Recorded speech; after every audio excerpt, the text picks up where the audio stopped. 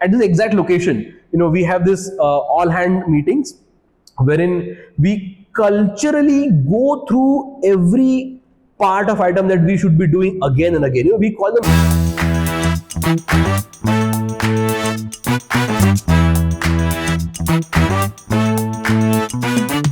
One more thing I want to know. Sure.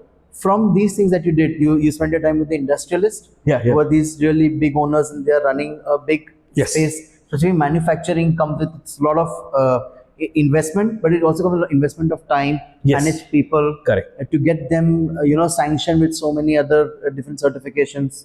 So what was the one thing that you learned from there that you feel somewhere it has come with you? It could be processes or anything that you feel that you brought to your business today. Can you Yeah. So I think I was in Amravati and my dad had taken me to this big industrialist, and they are like generation 3 industrialists now, and they are a brilliant set of folks who does different manufacturing equipments, especially for farming.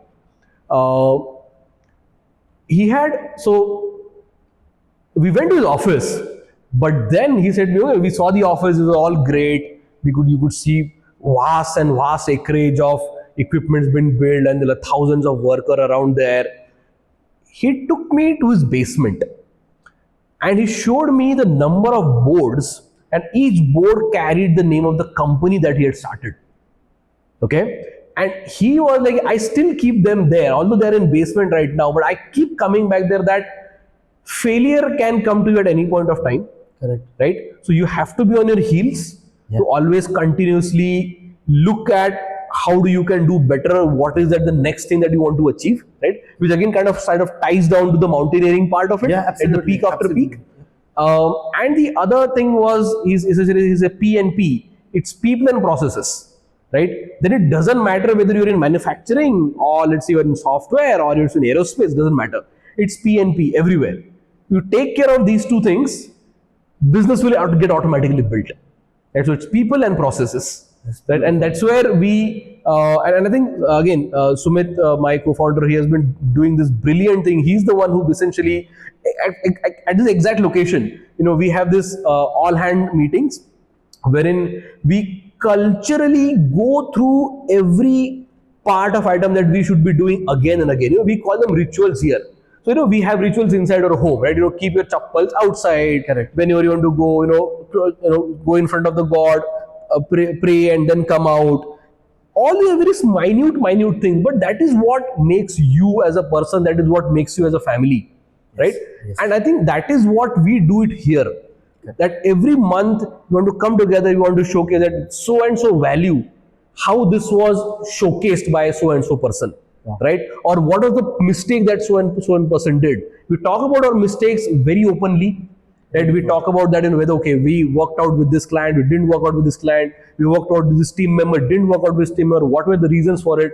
So that everybody knows and they can contribute into those discussions, right? Okay. So that part is the rituals part, is something that we want to imbibe, which is literally the people and processes part of it. Absolutely.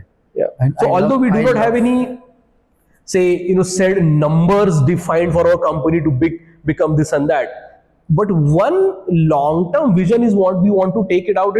We want to make this company in such a way that it need not be person-specific. Right? For example, if I am here today and today if I'm not there, maybe for whatever reasons, that work should still continue. So what is that? That is all processes that you have to codify that part, so that even if somebody else comes in, it should still work out, right? And I feel that is how institutions are made. Right? Institutions are started by someone, but today it may not be run by the same person. Absolutely. Right? Yes. It is because of these small values, small rituals that you do again and again and again. The culture that has been set with it. Because ultimately that is what culture is. Counts, right? When culture is definitely not about you go partying for every quarter and every Friday you have a beer full of fridge. That's not culture. That is just your daily whatever. My favorite culture, actually, what you spoke about, will be the mistake discussion. Yeah. We always come from stuff that mistakes should not be spoken. Galti ho gayi. I feel when we talk about mistakes, it's the best learning. Yes. And sometimes my mistake can give a whole new learning to somebody. 100%. But if I spoke, and that's when it comes out, it's beautiful. So I think that I really think that's a brilliant culture to have. Yes. It's, and that shows how way ahead we are in terms of, you know, have to have a thought of it. Thought process. So, and see what had happened in 2021, we basically merged another company under Nostrop's umbrella. So that was Alfonso. So we have our third co-founder, that's Neeraj Patkar. Neeraj is, I would say, he has a lot more experience than both me and Sumit. You know, he is, I would say, around 25 years of experience overall. He used to run his own company, and he was at much bigger positions in much bigger companies as well earlier.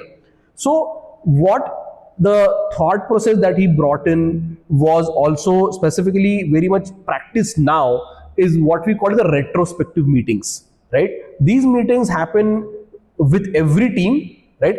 And every, after let's say a couple of weeks or a month, whatever that cadence is, they come back and they talk about what are the mistakes. Correct. Right? And we do this as part of the end of the year. We do the mistakes, good, bad, ugly. Correct. So that's what we do with the entire company. Then every person comes and talks about this is the thing that went good, bad, and this is where all should hit the fan. And how is that, you know, we should not repeat this, or how is that the other person can learn from it. Absolutely. So now because of this, what happened is people, it becomes very easy to even if you're doing a mistake, come and own it up. Yeah. And just make sure that you don't do it again. Correct. Yeah. Wonderful.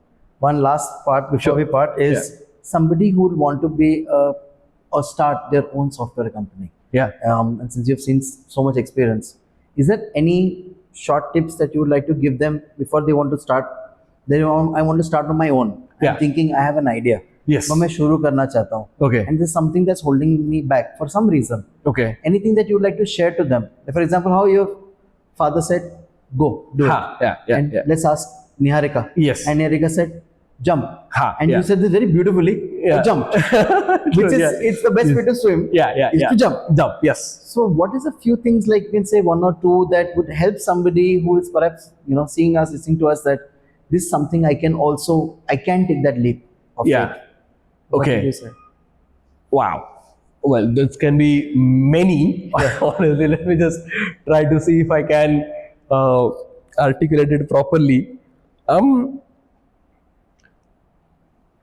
think, see, failure is a part and parcel, right? Yes.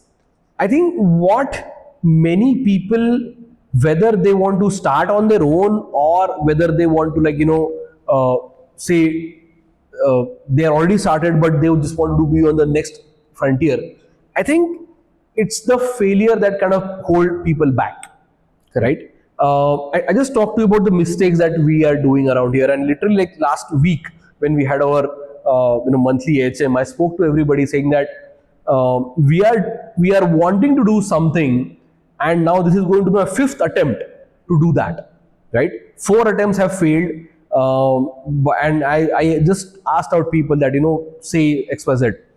One of the questions that came out was, you know, why do you want to do that? So I said, it is still the right thing to do, right? I have seen somebody else succeed. It is just that we haven't cracked it. Correct. Absolutely. Right? So let's try it one more time. Right? So I think it is the constant pursuit of success. Yes. The sort of grit. Yes. If those are the 2-3 things that you keep in your mind, I don't think anything is going to like stop you around with why you should not make that next leap of faith. Superb. That's what I think. At that leap of faith, I would like to say thank you so much for giving this wonderful time, for letting us be here and to film and to enjoy this lovely space. Yes, thank you. Thank you so much. Thank you. Yes, thank you. Thank you.